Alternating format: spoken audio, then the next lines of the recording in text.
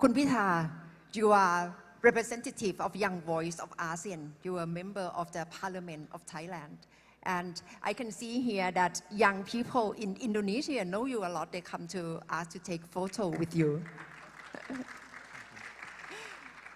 But for ASEAN, especially young people, probably ASEAN appear as old-fashioned club still. So what would you reckon as a young voice? What should be one or two simple steps of ASEAN to be, hey, for young people that ASEAN is finally okay for us? 2 steps. One is relevancy. Second is credibility. To build up on Pakdino's presentation on centrality and unity. That's our past achievement.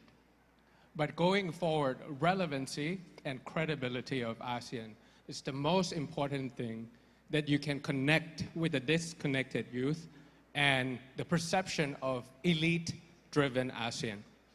When I won the election, when I won the election back in 2023, 2023 was the year that a lot of ASEAN leaders started to become young.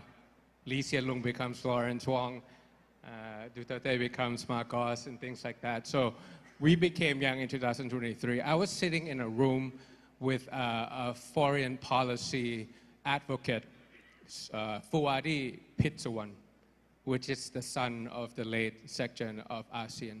I was asking him, what's the ASEAN quick wins? If I were the prime minister, and if I were to meet Lawrence Wong and Marcos and President Prabowo and things like that, the 5 founding members of ASEAN, let's come up with ASEAN quick wins that are highly relevant to the youth and comparatively low resistance. I came up with 3. What keeps ASEAN youth awake at night? That is common throughout the 10 countries. 1, Clean Air Accord. The transboundary haze that affects majority of the countries in ASEAN. Yes, some relatively resistance from agricultural companies, but if we work with them, the quality of the air in Jakarta, in Bangkok, and things like that. In Singapore, they have their own Clean Air Act. In Thailand, we're about to pass a Clean Air Act. But if it's from our neighboring countries burning agricultural crops, there's no boundary for clean air, right? Second, cybersecurity, how to combat scam operation. It affects you in Singapore, in Brunei, in Bangkok, in Jakarta, and that's something that it's an institutional quick win, an ASEAN quick win for us. And third is task force on Coast Guard maritime, something that we stick together in times of when the hedging space is shrinking, but the rising friction in maritime is happening in various countries. These are the quick wins that you turn communique into concrete actions, and then you become relevant again. Credibility, the second thing.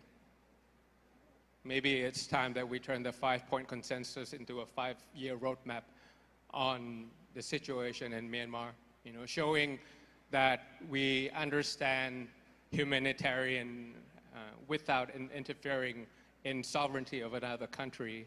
Time to reform the secretariat with the budget, with the mandate that is more than what it has been in the past. Because we want to be able to see ASEAN in the next 60 years as centrality, unity, relevancy, and credibility. And that's when ASEAN matters to the youth. Thank you, Kun Pitha.